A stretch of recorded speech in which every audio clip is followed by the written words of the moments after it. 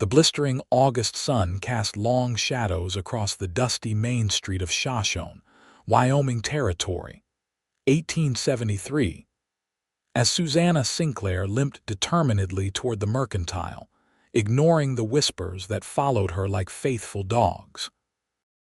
At 22, she had grown accustomed to the sidelong glances, the poorly concealed pity, and worst of all, the cruel remarks about her twisted left leg, a reminder of the fever that had nearly taken her life when she was just 7 years old.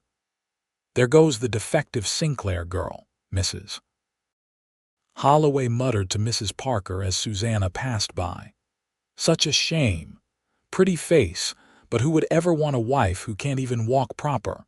Susannah tightened her grip on her basket, her knuckles whitening. 15 years of hearing such comments had built calluses on her heart, but occasionally, the words still managed to cut through. She lifted her chin higher and continued her uneven gait down the street, focusing on the list of supplies her father needed for their small ranch just outside of town. The bell above the mercantile door jingled as Susannah entered, grateful for the momentary escape from prying eyes. Mr. Thompson, the proprietor, greeted her with a kind smile, one of the few townsfolk who treated her normally. "Good afternoon, Miss Sinclair. What can I help you with today?" As Susannah handed over her list, the door opened again, bringing with it a gust of hot air and the imposing figure of a man she'd never seen before.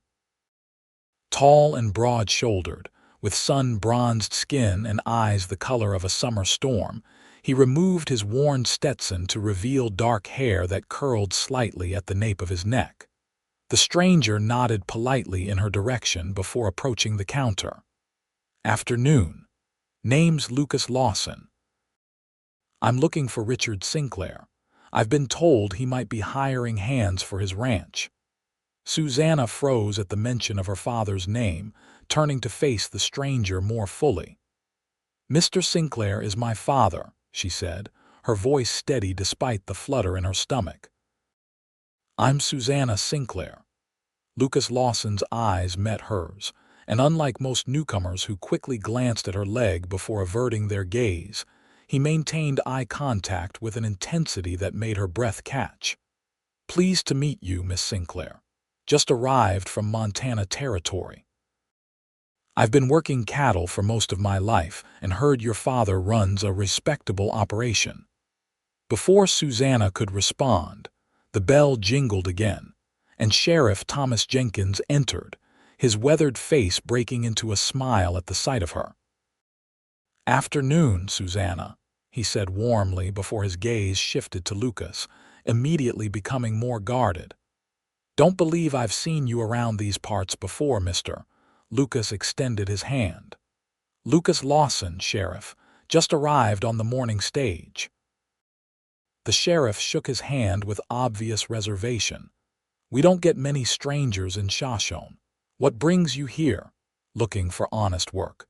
Been riding with the Rocking M outfit in Montana for 5 years. Got references if you need them." Sheriff Jenkins nodded curtly. "See that you stay out of trouble. We're a peaceful town." After the sheriff departed, Susannah turned back to Lucas. "My father is indeed looking for help. Our last hand left to seek his fortune in the gold fields." She hesitated, then added, "If you'd like, you could accompany me back to the ranch. It's about 3 miles east of town." Lucas's lips curved into a smile that transformed his rugged features. "I'd be much obliged, Miss Sinclair." Mr. Thompson finished gathering her supplies, and when Lucas saw her reach for the heavy bags, he stepped forward. "Allow me." "I can manage," Susannah replied, perhaps too quickly. Pride had been her constant companion for years. Accepting help often felt like confirming the whispers about her weakness. Something flickered in Lucas's eyes, not pity, but something she couldn't quite identify. "I don't doubt that for a second, Miss Sinclair. But seeing as I'm hoping to work for your father, might as well start being useful now." There was no condescension in his tone, only a matter-of-fact practicality that disarmed her usual defenses. With a small nod, Susannah allowed him to take the heavier parcels. Outside, her wagon waited, and Lucas loaded the supplies before offering his hand to help her up. Susannah hesitated, accustomed to climbing into the wagon seat unassisted despite the difficulty it sometimes presented. "I can manage." "Yes, I imagine you can manage just about anything," Lucas said, his hand still extended. "But there's no shame in accepting a boost when it's offered with respect." Something in his words, or perhaps the directness of his gaze, made her place her hand in his. His palm was calloused and warm, his grip strong but gentle as he helped her onto the seat. Once she was settled, he walked around to the other side and pulled himself up beside her. As they rode away from town, Susannah was acutely aware of the curious stares that followed them. Lucas, however, seemed oblivious to the attention. "Beautiful country," he commented, gazing at the sprawling landscape. Rolling hills dotted with sagebrush stretched toward distant mountains, their peaks still capped with snow even in August. "It is," she agreed. "Have you been traveling long?" Lucas nodded. "Couple of weeks.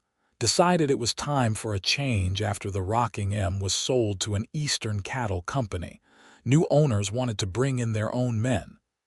His expression darkened momentarily. "Heard Wyoming ranches still value a man who knows cattle and horses over one who knows how to read ledgers." "My father certainly does," Susannah replied. "He's built our ranch from nothing over the past 15 years, and he's proud of doing things the right way, not the easy way." Lucas glanced at her. "Sounds like a man I'd be proud to work for." As they traveled, Susannah found herself surprisingly comfortable in Lucas's presence. Most men either ignored her entirely or treated her with awkward condescension. Lucas did neither.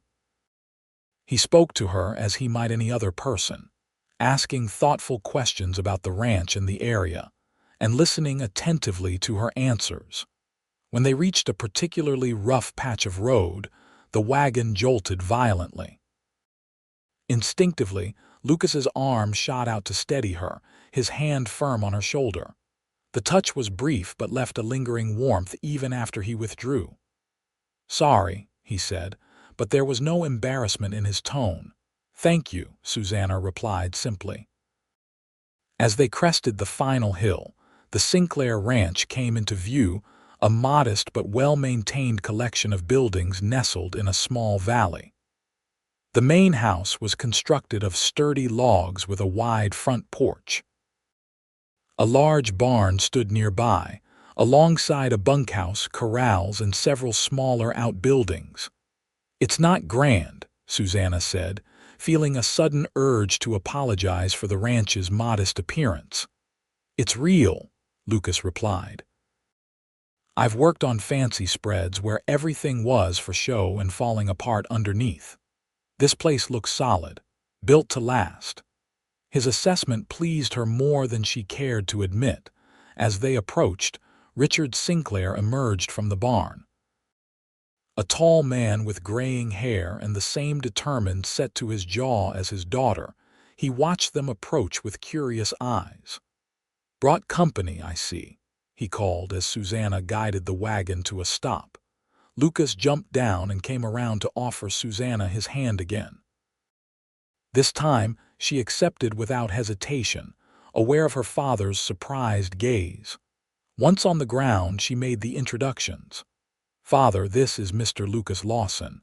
He's inquiring about the ranch hand position. Mr. Lawson, my father, Richard Sinclair." The two men sized each other up before shaking hands. "You've worked cattle before?" Richard asked. "Yes, sir. 5 years with the Rocking M in Montana, 3 years before that with the Bar T in Colorado. Can ride, rope, brand, doctor, and break horses if needed." "Not afraid of long hours or hard work?" Richard nodded slowly. "References?" "Got letters from both previous employers," Lucas said, reaching into his saddlebag to retrieve some folded papers. Richard examined them carefully before handing them back. "We're not a big operation, Mr. Lawson. Just under 300 head. Me, my daughter, and now potentially you. The work's hard, the pay's fair, and I expect loyalty and honesty above all else. That's all I ask for in return, Mr. Sinclair." Richard glanced at his daughter, who had been watching the exchange with interest. Something in her expression must have influenced his decision, for he nodded once decisively. "Trial period of 2 weeks. If we suit each other, you stay on. Bunkhouse is yours alone for now, though we might hire another hand before winter if the right man comes along." "Thank you, sir. I appreciate the opportunity. Susannah will show you where to put your things. Supper's at 6. We can discuss specifics then." As Richard returned to the barn, Susannah led Lucas to the small bunkhouse. The building was simple but clean, with 4 bunks, a pot-bellied stove for winter, and a washstand. "It's not much," she said, echoing her earlier comment about the ranch. "More than enough," Lucas replied, setting his saddlebags on one of the bunks. "I've slept under the stars more nights than not. This feels downright luxurious." Susannah smiled despite herself. "The pump is just outside if you'd like to wash up before supper. I should go help my father finish the evening chores." Lucas glanced at her, then at her leg, and for a moment she braced herself for the inevitable question or comment. Instead, he simply asked, "Could you use an extra pair of hands? I'm eager to start earning my keep."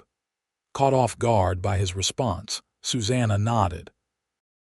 "Father would appreciate that, I'm sure."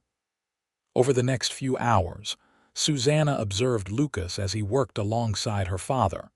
He moved with the easy confidence of a man comfortable in his own skin, quick to learn the ranch's routines and efficient in his tasks.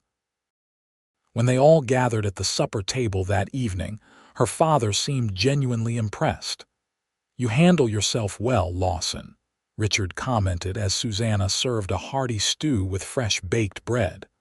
"Most hands I've hired talk bigger than they deliver. You're the opposite." "My pa always said words are cheap, Mr. Sinclair. Actions are what count in the end." "Wise man, your father." Something flickered across Lucas's face. "He died in 65, just after the war." "I'm sorry to hear that," Richard said. "Lost my Alina, Susannah's mother, to influenza in 62. Life out here can be unforgiving." An understanding passed between the men, the kind that comes only from shared experience of loss.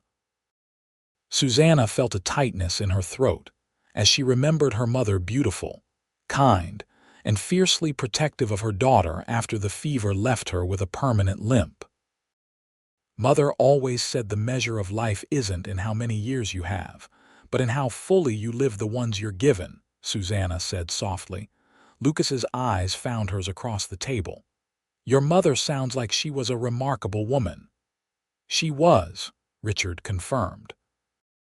"Susannah takes after her in all the ways that matter." The weeks that followed fell into a comfortable rhythm. Lucas proved himself invaluable around the ranch, taking on the heaviest tasks without complaint and showing genuine skill with the cattle and horses. His trial period came and went, and Richard officially hired him on, raising his wages slightly in recognition of his hard work. What surprised Susannah most was Lucas's attitude toward her. Unlike others who either pitied her or pretended not to notice her disability, Lucas acknowledged it matter-of-factly while never treating her as less capable. He would ask for her help with tasks that required 2 people, seeking her opinion on ranch matters and listening when she spoke. One evening in late September, Susannah sat on the front porch, mending one of her father's shirts as the sun dipped low on the horizon. Lucas emerged from the barn, having just finished the evening chores, and hesitated before approaching. "Mind some company?" Susannah gestured to the empty chair beside her. "Please." Lucas settled into the chair with a contented sigh. Beautiful sunset. They sat in companionable silence for several minutes, watching as the sky transformed into a canvas of orange, pink, and purple. The air had a crisp edge to it, hinting at the autumn to come. "Your father mentioned there's a harvest dance in town next weekend," Lucas said eventually. "Says most folks in the area attend." Susannah's needle stilled. "Yes, it's something of a tradition before winter sets in. Father usually goes. I don't often attend." "Why not?" The directness of his question caught her off guard. Most people would have let her vague explanation stand, understanding the unspoken reason. But in the weeks since his arrival, she'd learned that Lucas Lawson didn't shy away from difficult conversations. "I don't dance, Mr. Lawson," she replied, her voice carefully neutral. "Because you can't, or because no one's asked properly." Susannah looked up sharply, prepared to see mockery in his expression, but found only genuine curiosity. "Both, I suppose. My leg doesn't allow for much grace, and the good people of Shoshone aren't exactly lining up to partner with the defective Sinclair girl." The bitterness that crept into her voice surprised even her. Lucas's jaw tightened. "Who calls you that?" "Everyone, at some point or another," she said with a shrug that belied the hurt the words still caused. "I've heard it since I was 7. And what happened when you were 7? Susannah set aside her mending. "Scarlet fever. I nearly died. When the fever finally broke, my left leg was damaged. The doctor said I was lucky to keep it at all, but it never grew quite right afterward. Hence." She gestured vaguely at her limb. "Hence nothing," Lucas said, his voice low but intense. "A fever isn't a definition, Miss Sinclair. Neither is a limp. Easy for you to say." "Is it?" He leaned forward, elbows on his knees. "My pa lost his right hand in a sawmill accident when I was 5. Folks called him Stumpy Lawson behind his back, sometimes to his face. He was the strongest man I ever knew, worked twice as hard as anyone else to prove he wasn't half a man." Susannah stared at him, seeing not pity in his eyes but understanding the kind that came from personal experience. "I'm sorry about your father," she said softly. "I'm sorry about your leg," he replied. "But I'm not sorry about who you are because of it." Before she could respond, he continued, "I'd be honored if you'd accompany me to the harvest dance, Miss Sinclair. I told you I don't dance. And I don't sing, but I still enjoy music." A smile tugged at his lips. "Besides, who says we can't figure out our own way of dancing?" The offer hung between them, sincere and unexpected. Susannah felt a flutter of something she hadn't allowed herself to feel in years. Hope, perhaps. Or possibility. "I'll think about it," she finally said. Lucas nodded, seemingly satisfied with her non-committal response. "That's all I ask." The following days passed in a blur of ranch work as they prepared for the coming winter. Cattle needed to be moved to lower pastures, hay stored, and buildings reinforced against the harsh Wyoming weather. Through it all, Lucas worked tirelessly, often taking on the most physically demanding tasks without being asked. Susannah found herself watching him when he wasn't looking, the way the muscles in his arms flexed as he hoisted hay bales, the gentle manner in which he handled skittish horses, the rare but transformative smile that would occasionally light his face. She told herself it was merely appreciation for a good worker, but the flutter in her stomach when their hands accidentally touched suggested otherwise. 3 days before the harvest dance, Susannah was crossing the yard with a basket of laundry when her weakened leg suddenly buckled. The basket went flying as she pitched forward, bracing for impact with the hard ground.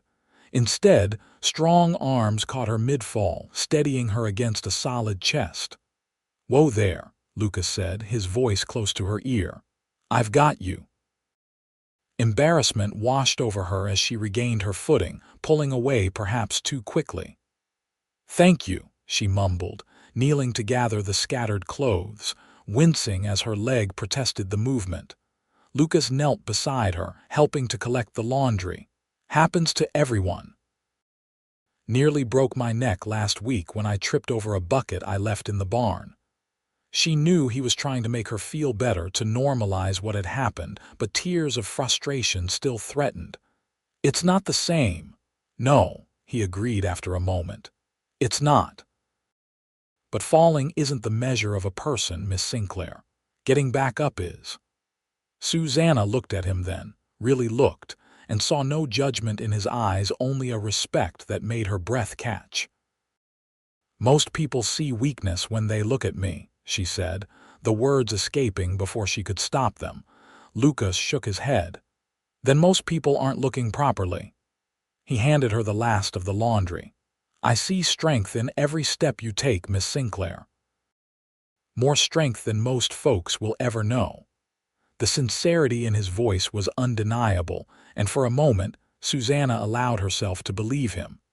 "Mr. Lawson, Lucas, I would like to attend the harvest dance with you." His smile was like sunrise breaking over the mountains. "I'll look forward to it." The night of the harvest dance arrived crisp and clear, with a full moon illuminating the landscape. Susannah stood before her small mirror, critically assessing her appearance. She wore her best dress, a deep blue calico with a fitted bodice and full skirt that her father had ordered from a catalog for her birthday last year. She'd pinned her chestnut hair up in a style she hoped looked fashionable, with a few soft curls framing her face. "You look beautiful," her father said from the doorway, "just like your mother." Susannah turned, a knot of anxiety tightening in her stomach. "Are you sure this is a good idea? People will talk." "People always talk," Richard replied with a dismissive wave. "The question is whether you'll let their talk stop you from living." He crossed the room and placed his hands on her shoulders. "I've watched you hide away for too many years, Susannah. It's time you allowed yourself some joy." A knock at the front door announced Lucas's arrival. Susannah took a deep breath, squared her shoulders, and made her way to the main room. When she opened the door, the expression on Lucas's face made all her preparations worthwhile. "Miss Sinclair," he said softly, "you are a vision." Lucas himself looked transformed from the ranch hand she knew. He traded his work clothes for a clean white shirt, dark vest, and pressed trousers. His usually unruly hair had been tamed, and he'd clearly taken extra care with his shaving. "You clean up well yourself, Mr. Lawson," she replied, pleased when her voice came out steady. Richard appeared behind her. "You two go on ahead. I'll follow shortly in the wagon." The ride into town was quiet, a mixture of anticipation and nervousness keeping conversation minimal. As they approached Shoshone, the warm glow of lanterns illuminated the town hall, and the sounds of fiddle music drifted through the evening air. "Second thoughts?"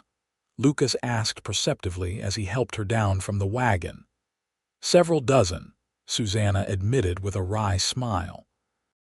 "It's been years since I attended one of these, not since I was 16 and what? And Billy Crawford asked me to dance, then left me standing alone in the middle of the floor while everyone watched and laughed. The memory still stung 6 years later. I haven't been back since." Anger flashed in Lucas's eyes before he carefully controlled his expression. "Well, Miss Sinclair, I can promise you one thing: I won't leave your side unless you ask me to." He offered his arm, and after a moment's hesitation, she took it.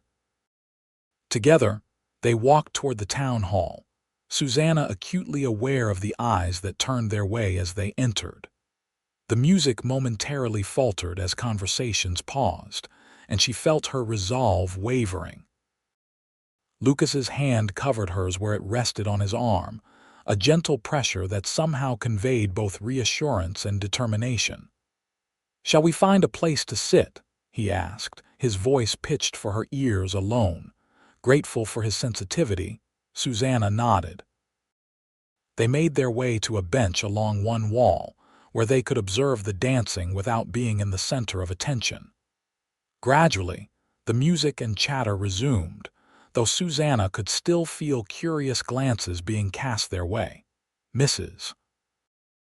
Holloway, the same woman whose cruel remarks Susannah had overheard the day she met Lucas, approached with her husband in tow. "Why, Susannah Sinclair, what a surprise to see you here," she said, her voice syrupy sweet. "It's been an age since you've joined us for a social gathering." "Good evening, Mrs. Holloway," Susannah replied politely. The older woman's gaze shifted to Lucas. "And who might this handsome gentleman be?" "Lucas Lawson, madam," he said, standing and offering a respectful nod. "I work at the Sinclair Ranch." "Oh my, Mrs." Holloway tittered, her eyes darting between them with poorly concealed interest. "How charitable of you to escort Miss Sinclair this evening." Lucas's expression remained pleasant, but Susannah noticed a dangerous glint in his eyes. "There's nothing charitable about it, madam.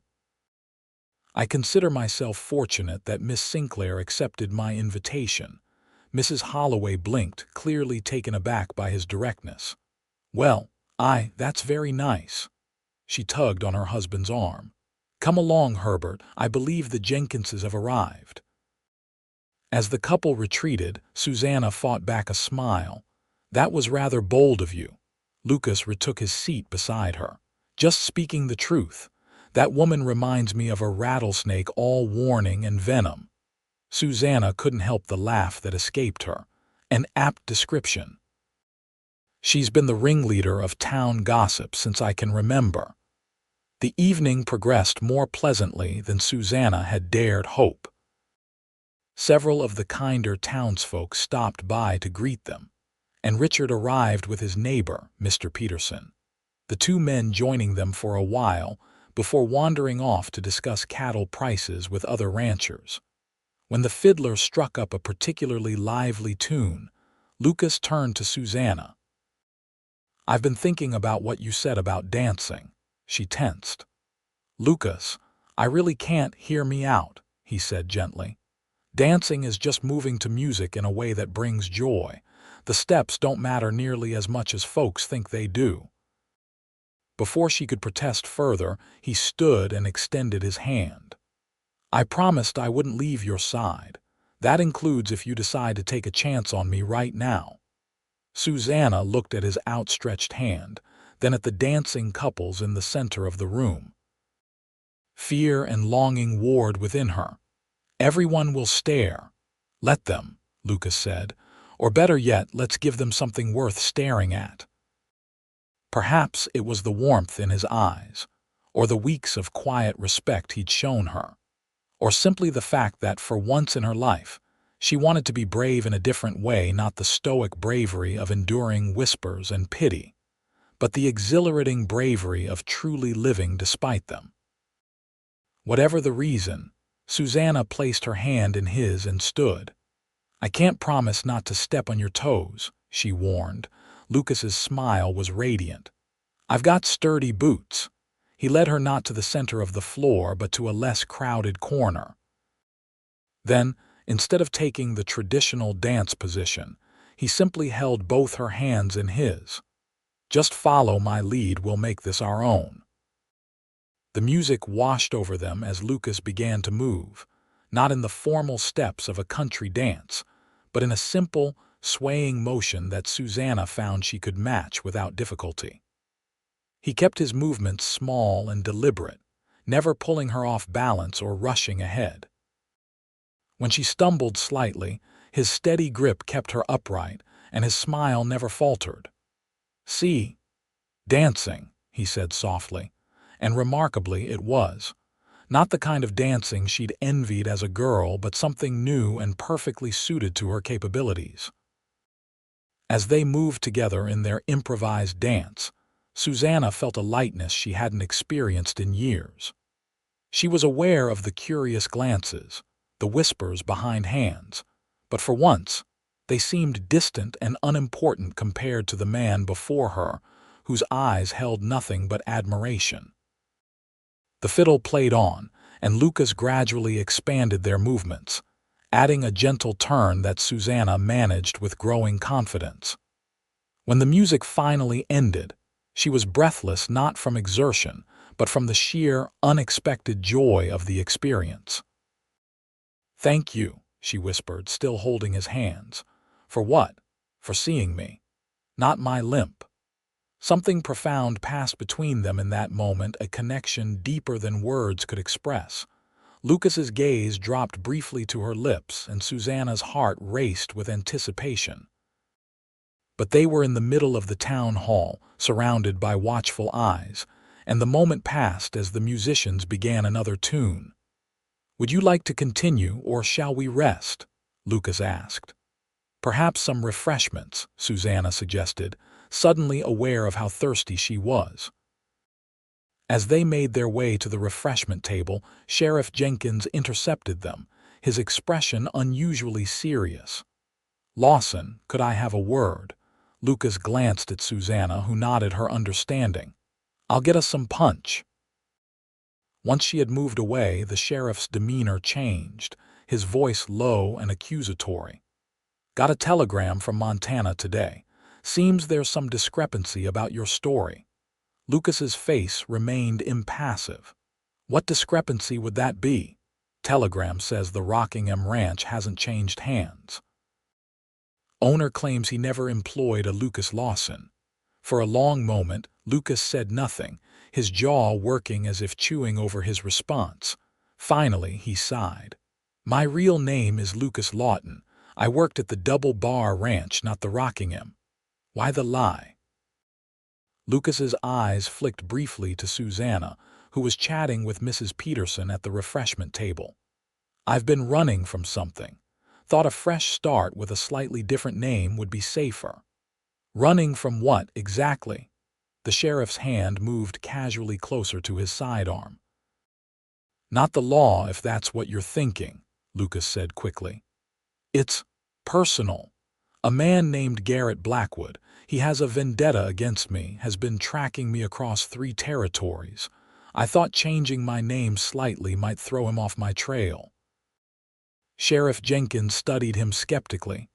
"What kind of vendetta?" "The kind that ends with someone dead."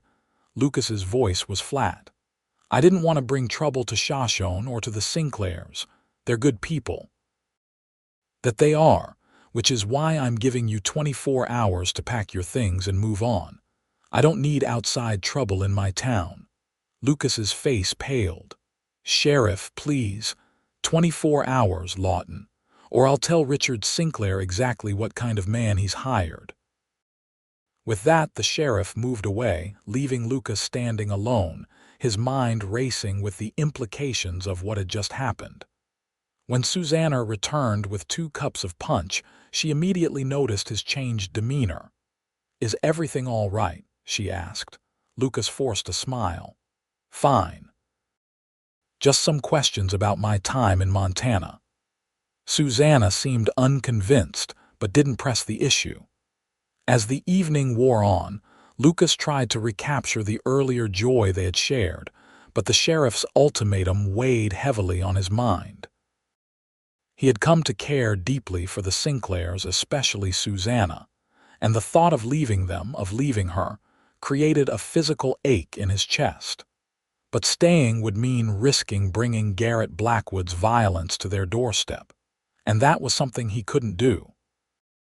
Not to Susannah, who had already endured so much yet remained so genuinely good.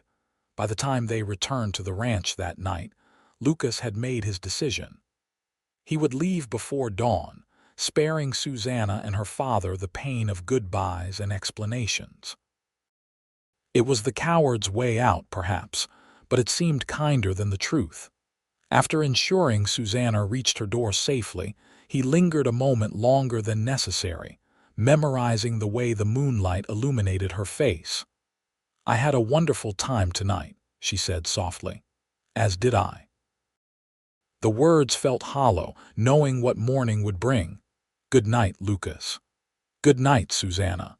He hesitated, then added, "Thank you for taking a chance on me." She smiled, puzzled by his sudden solemnity but chalking it up to the lateness of the hour.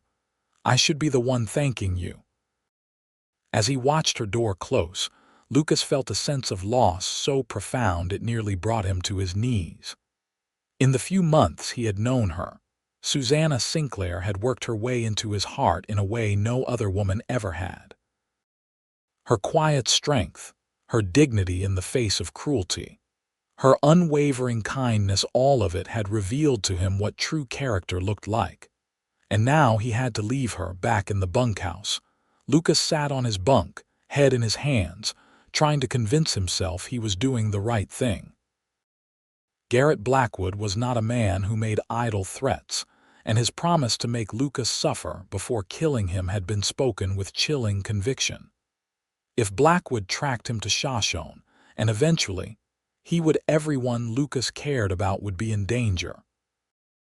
Better to disappear now, to draw Blackwood away from this place and these people. Better to be remembered as the ranch hand who left without warning than the man who brought death to their door. With a heavy heart, Lucas began to pack his meager belongings. Dawn was just beginning to lighten the eastern sky when the sound of hoofbeats roused Susannah from a restless sleep. Moving to her window, she saw Lucas leading his saddled horse from the barn, his bedroll and saddlebags already secured. Confusion gave way to understanding, and understanding to hurt as she watched him prepare to leave without so much as a goodbye. Quickly pulling on a dress and shawl, she hurried outside, not bothering with shoes despite the morning chill. "Were you going to leave without saying anything?" she called as she approached, her voice breaking the pre-dawn silence. Lucas froze, then turned slowly to face her, guilt evident in his expression. It seemed easier this way. Easier for whom? The hurt in her voice was unmistakable. "Not for my father, who trusts you." "Not for me, who—" She stopped, unwilling to put words to the feelings that had been growing inside her. "Susannah." Lucas ran a hand through his hair, his face a mask of conflict.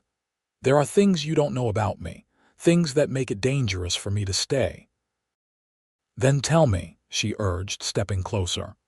"Whatever it is, we can face it together." "That's just it. I don't want you facing it at all." His voice was ragged with emotion. "I care about you too much to risk your safety." "My safety?" Confusion clouded her features. "Lucas, what are you talking about?" Before he could respond, the sound of approaching riders drew their attention. 3 men on horseback were coming down the road toward the ranch, moving at a purposeful pace despite the early hour. Lucas's expression hardened as he recognized the lead rider. "Blackwood," he muttered, then turned urgently to Susannah. "Go back inside. Now." "Who is, please, Susannah? I don't have time to explain, just trust me and get inside."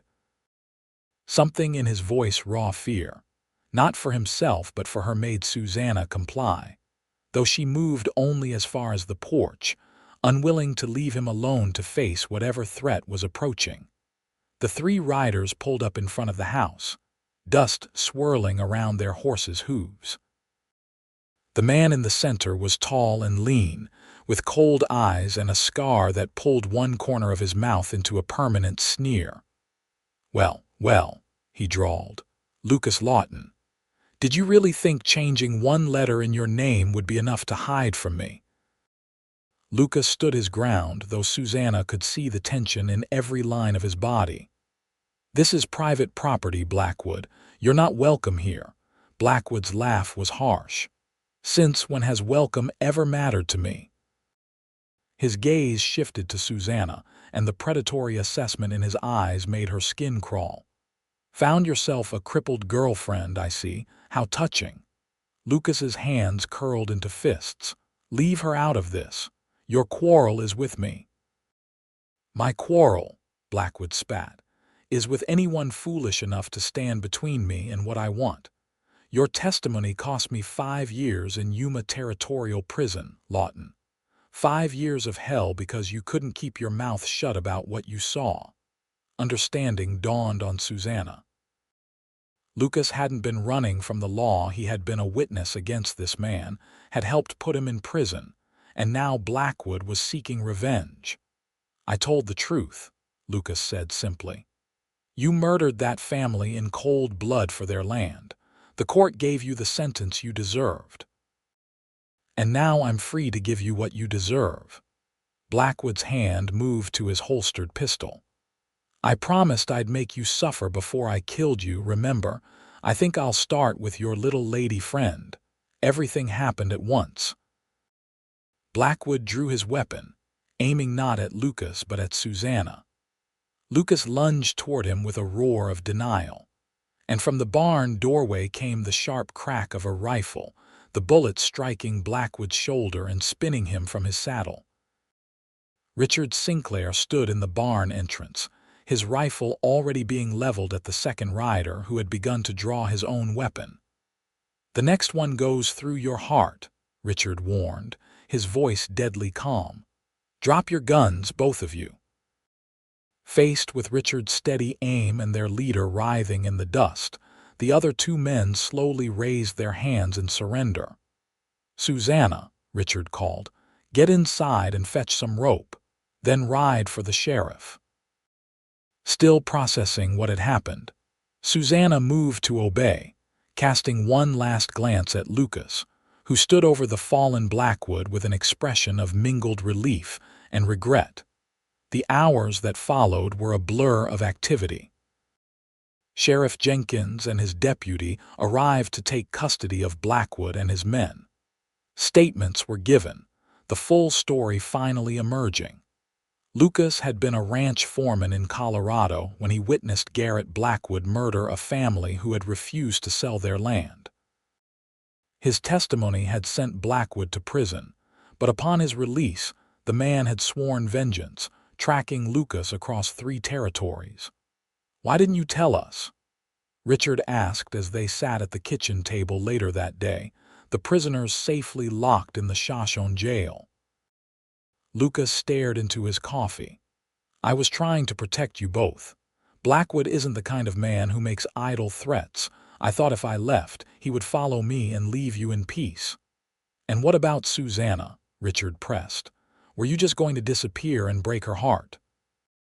Lucas's head snapped up, his gaze moving to Susannah, who sat silently at the end of the table. "I never wanted to hurt her. That's why I was leaving, to keep her safe." "Did it occur to you that leaving would hurt her more than staying and facing this together?"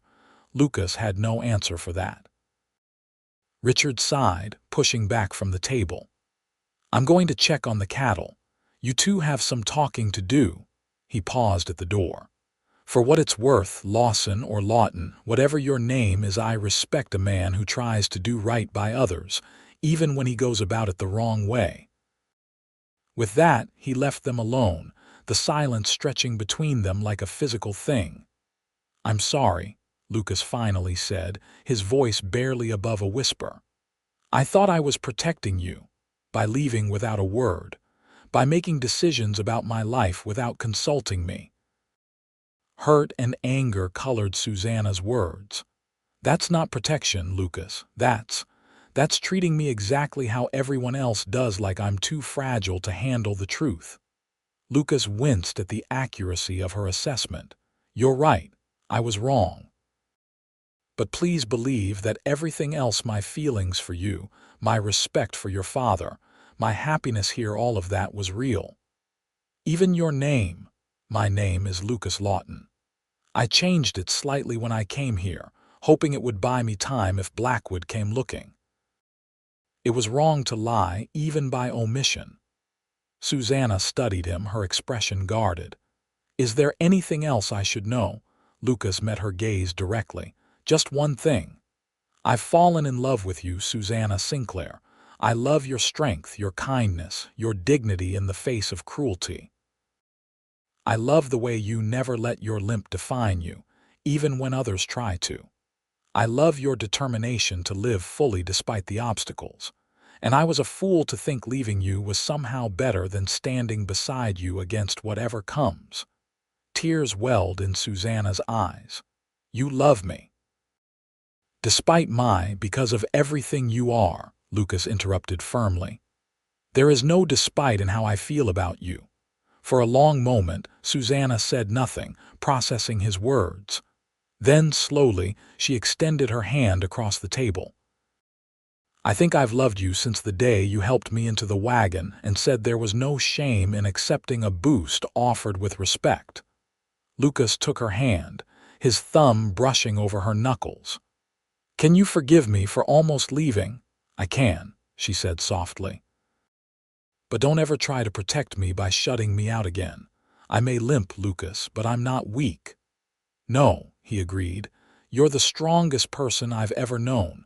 And I promise from now on we face everything together. The winter of 1874 proved to be one of the harshest in Wyoming Territory's memory.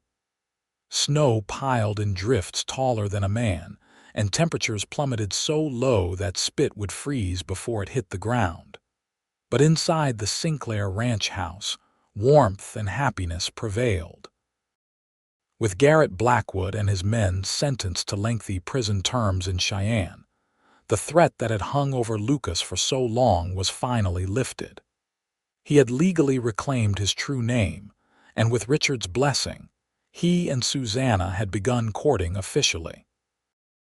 The townsfolk of Shoshone, upon learning the full story of Lucas's past and his actions to protect the community, gradually revised their opinion of the outsider. Even Mrs. Holloway found it difficult to gossip negatively about a man who had risked his life to testify against a murderer. More surprising to Susannah was the subtle shift in how people treated her.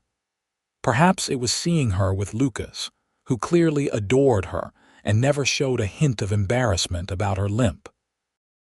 Perhaps it was the way she carried herself with new confidence, no longer hiding from social gatherings but attending them proudly on Lucas's arm.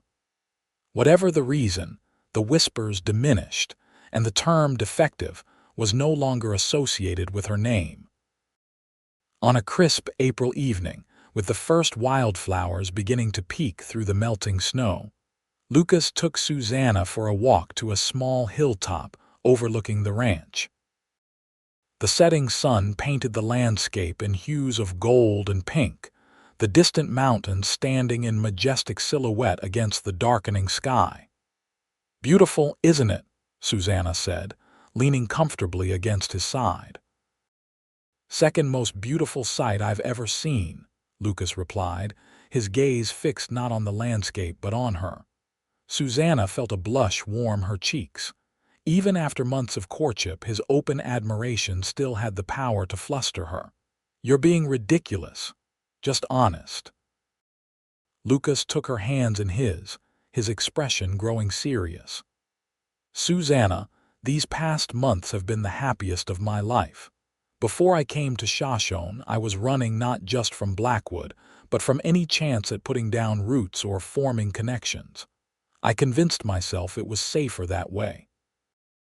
And now," she prompted when he paused, "now I know that a life without connections isn't safer, it's just emptier." He squeezed her hands gently. "You've shown me what it means to face difficulty with grace and dignity. You've taught me that what others see as weakness can actually be the greatest strength." Lucas released one of her hands to reach into his pocket, withdrawing a small object that gleamed in the fading light. A ring, a simple gold band with a modest pearl set in its center. "Susannah Sinclair, I love you more than I ever thought possible. Would you do me the extraordinary honor of becoming my wife?" Joy bubbled up within her, so intense it brought tears to her eyes. "Yes," she whispered. "Yes, I will marry you, Lucas Lawson."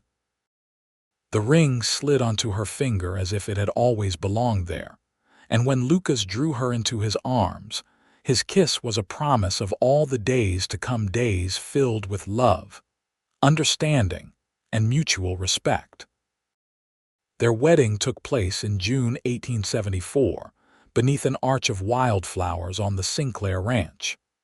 The entire town of Shoshone turned out for the celebration, many of the same people who had once whispered behind Susannah's back now offering genuine congratulations. "You look radiant, Mrs. Peterson told Susannah as she adjusted the simple veil atop her carefully arranged hair. "True happiness always shines through."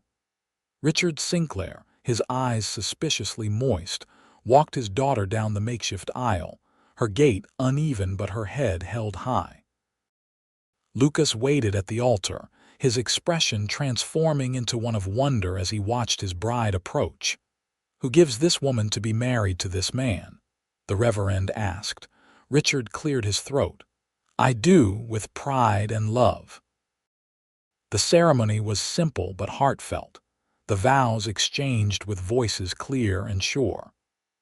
When the Reverend pronounced them husband and wife, Lucas cupped Susannah's face in his hands with infinite tenderness before sealing their union with a kiss that spoke volumes about his devotion. The celebration that followed lasted well into the night, with music, dancing, and more food than the small community could possibly consume.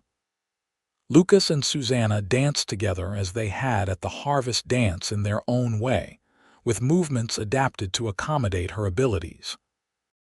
But this time, there were no curious stares or pitying glances, only smiles of approval for the obviously happy couple. As the evening drew to a close, Susannah found herself momentarily alone, watching as Lucas conversed animatedly with her father and several neighboring ranchers. Mrs. Holloway approached, her usual pinched expression softened by the festivities. "I owe you an apology, Mrs. Lawson," she said, the new name still sounding strange to Susannah's ears. "For what, Mrs. Holloway?" "For misjudging you. For using unkind terms when speaking of you." The older woman had the grace to look embarrassed. "I've lived in this town for 30 years, and I've never seen a love as genuine as what exists between you and your husband. It's made me reconsider some of my assumptions." Susannah was speechless for a moment, never having expected such an admission from the town's most notorious gossip. "Thank you, Mrs. Holloway. That means a great deal to me." The woman nodded awkwardly before moving away, leaving Susannah to ponder the remarkable changes a single year had brought to her life. Lucas appeared at her side, slipping an arm around her waist. "Everything all right, Mrs. Lawson?" he asked, the new name rolling off his tongue with evident pleasure. "Everything is perfect, Mr. Lawson," she replied, leaning into his embrace. Life as a married couple brought adjustments for both of them. Lucas moved from the bunkhouse into the main house, where Richard had insisted they take the larger bedroom, himself relocating to a smaller room at the back of the house. The three of them settled into a comfortable routine, working the ranch together while expanding their cattle operation with money Lucas had saved during his years of wandering. In the spring of 1875, Susannah discovered she was expecting their first child. The news brought both joy and anxiety, particularly regarding how her physical condition might affect the pregnancy and birth. "Dr. Monroe says there's no reason to expect complications," she told Lucas one evening as they sat on the porch swing, his hand resting protectively over the slight swell of her stomach. "My hip and leg might make delivery more difficult, but he's delivered babies under far worse circumstances." Lucas pressed a kiss to her temple. "You're the strongest woman I know. This child is lucky to have you for a mother." As her pregnancy progressed, Susannah found herself the recipient of unexpected kindness from the women of Shoshone. Mrs. Peterson organized a quilting bee to create a blanket for the baby. Mrs. Thompson from the Mercantile sent over a cradle that her own children had outgrown. Even Mrs. Holloway contributed, arriving one afternoon with a basket of baby clothes she had knitted herself. "Town's excited about your little one," she explained with uncharacteristic shyness. "First baby born to Shoshone in nearly 2 years. The community's acceptance, so long withheld and now so freely given, moved Susannah deeply. She had spent most of her life believing that her limp defined her in the eyes of others. Now she understood that perceptions could change, that her own quiet dignity, combined with Lucas's unwavering support, had gradually shifted how others saw her. November brought an early snowfall, and with it, the birth of their son. After 20 hours of labor, Richard Lawson entered the world with a lusty cry that immediately endeared him to his exhausted mother and awestruck father. "He has your eyes," Susannah murmured as she cradled their son, his tiny hand wrapped around her finger with surprising strength. "And your determination," Lucas replied, noting how the infant had already managed to free one arm from his swaddling. "He's perfect, Susannah, just like his mother." Richard Sinclair, promoted to grandfather status, was no less besotted with the new arrival. "Always thought I'd be content with just the cattle and the land," he admitted as he held his grandson for the first time. "Never knew what I was missing until this little fellow arrived." The years that followed brought both challenges and blessings. The Sinclair Lawson Ranch prospered, allowing them to hire additional hands and expand their operations.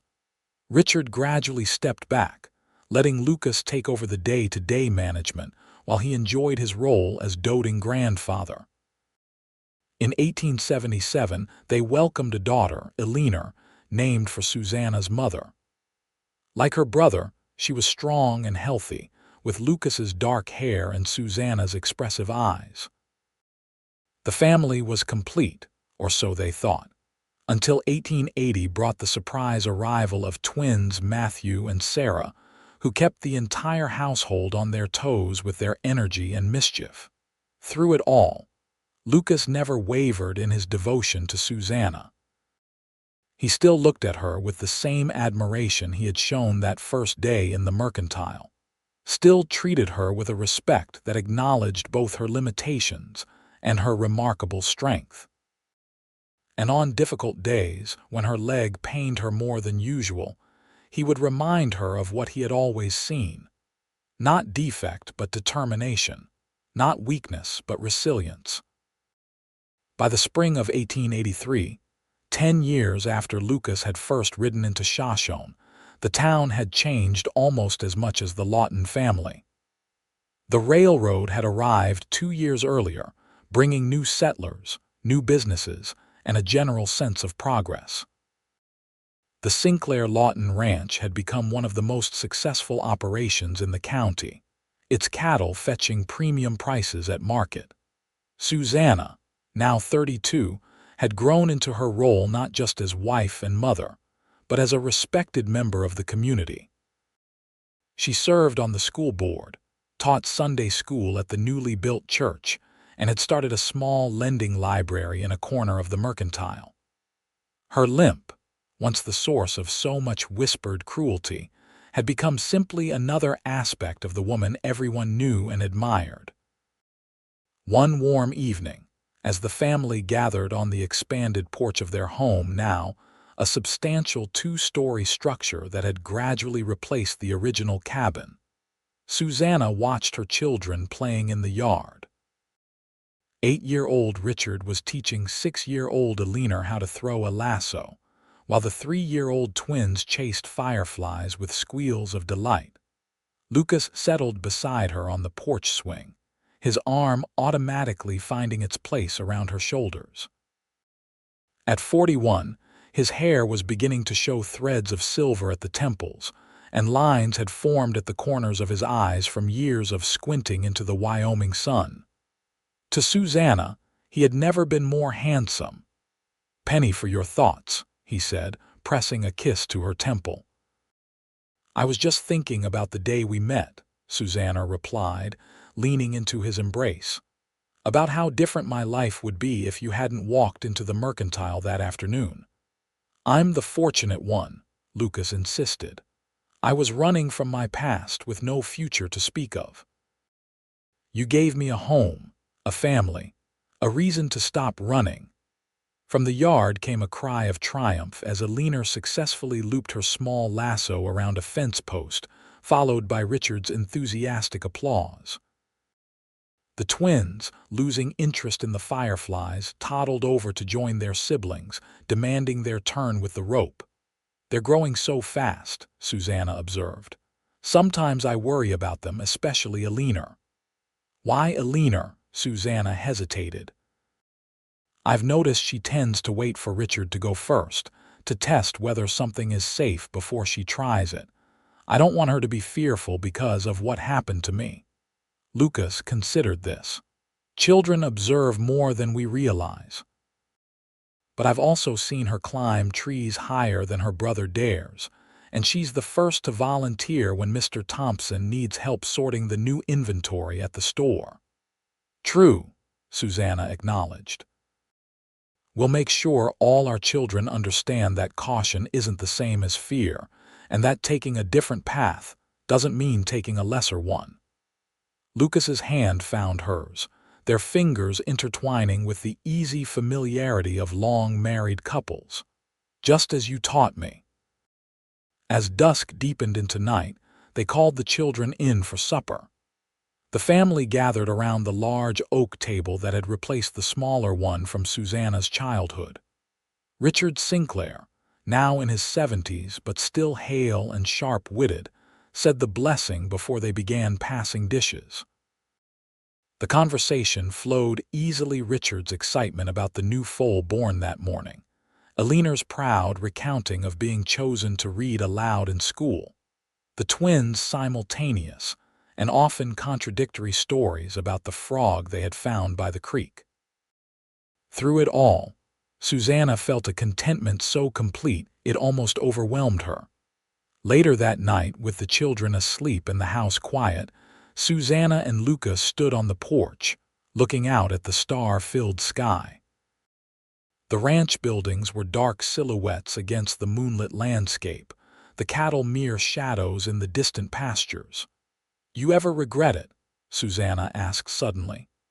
"Settling here, taking on a ready-made family with my father, marrying a woman who can't walk normally." Lucas turned to her, his expression serious in the moonlight. "In 10 years of marriage, have I ever given you reason to think I had regrets?" "No," she admitted, "but sometimes I wonder if you could have had an easier life." "Easier doesn't mean better." He took both her hands in his touch as reassuring now as it had been the day he first helped her into her wagon. "The day I met you, I saw a woman who faced every challenge with dignity and grace, a woman who took steps others mocked, but that I recognized as brave. Every day since then has only confirmed what I knew the moment I saw you, that you are the strongest person I've ever known." Tears welled in Susannah's eyes. "Even after all these years, you still make me feel that way, strong, not broken. Because that's what you are." Lucas cupped her face gently. "The world tried to define you by how you walk. I've always defined you by how you live, with courage, compassion, and incredible strength." As his lips met hers in a kiss that still held all the tenderness of their first, Susannah reflected on the journey that had brought them to this moment. From the cruel whispers that had once made her hide away to the respect she now commanded in Shoshone. From the lonely young woman who believed no man would ever want her to the beloved wife and mother she had become. Her leg would always cause her to limp, would always make certain tasks more difficult, would always draw curious glances from strangers. But Lucas had taught her that being different didn't mean being less. He had seen strength where others saw defect, had valued determination over perfection, had loved her not despite her limp, but as the complete woman she was, imperfections, struggles, and all. In the warm circle of his arms, under the vast Wyoming sky that had witnessed their journey from strangers to soulmates, Susannah knew with absolute certainty that she had found what everyone seeks but few truly find. A love that accepts, that strengthens, that endures. A love that sees beyond the surface to the heart beneath. A love that recognizes that the most difficult steps are often the most courageous. And as they returned inside, hand in hand, to the home they had built together, she knew that every step, however uneven, had led her exactly where she was meant to be.